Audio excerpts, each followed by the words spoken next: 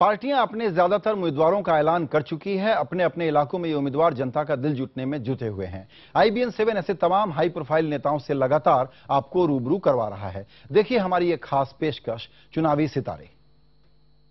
कैलाश जोशी जी एक दिन मिलने के लिए मुझे आए। उन्होंने अपने अस्वस्थता के बारे में और गिरफ्तारी के बारे में जानकारी दी। ये हुआ कि वो चुनाव नहीं लड़ेंगे।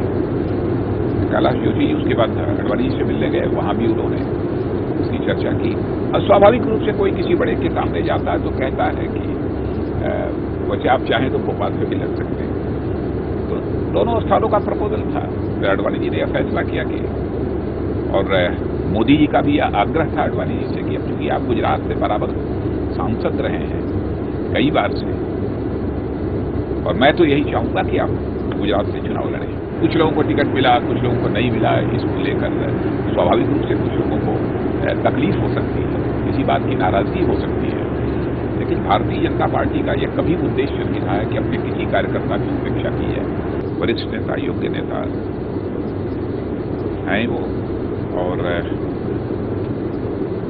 मैं समझता हूं कि वह निश्चित रूप से जो कुछ भी उन्होंने फैसला लिया है उस पर वह पुनर्विचार करेंगे। इसलिए विड्रॉल की डेट की हमको प्रतीक्षा करनी चाहिए।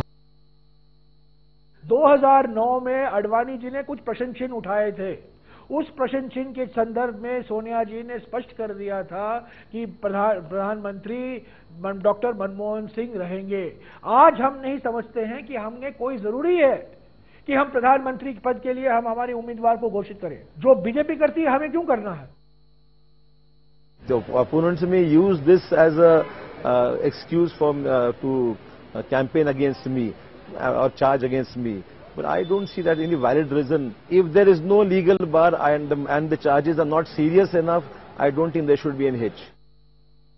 ये जो गुजरात का मॉडल है वो आकर्षक नहीं है। उनको ऐसा लगा कि अब एक नए रूप में भारतीय जनता पार्टी को हम प्रस्तुत करें लोगों के सामने। तो ये जो नया अवतार है ये हमें स्वीकार नहीं है, ये हमारे लिए एक्सेप्टेबल नहीं है।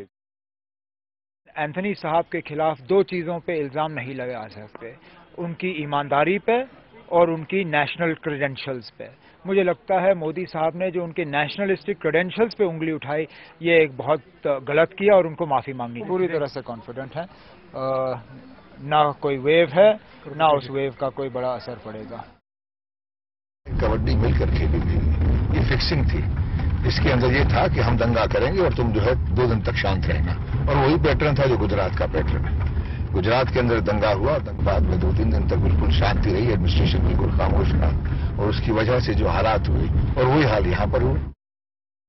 अरे भाई, हम तो सारण से लड़ने जा रहे हैं, छपरा से लड़ने जा रहे हैं। इसमें बहन के नाम से कोई रजिस्ट्री है क्या सीट का? हर मजहब के लोग, हर धर्म के लोग, कोई भी लड़ सकता है। वहां तो भाई बहन नहीं जुटेगा। तो जो भाई बहन का जहां तक रिश्ता है वो तो 5 साल पहले ही वो लोगों ने खत्म कर लिया है। Very challenging, truly challenging time, क्योंकि जैसा मैंने बार बार कह चुका हूँ, बड़ा कठिन होता है चुनाव जीतना। तो कठिन होता है, चुनाव जीतने के बाद सही मानों में परीक्षा शुरू होती है। Everybody has a right to fight election from anywhere in India.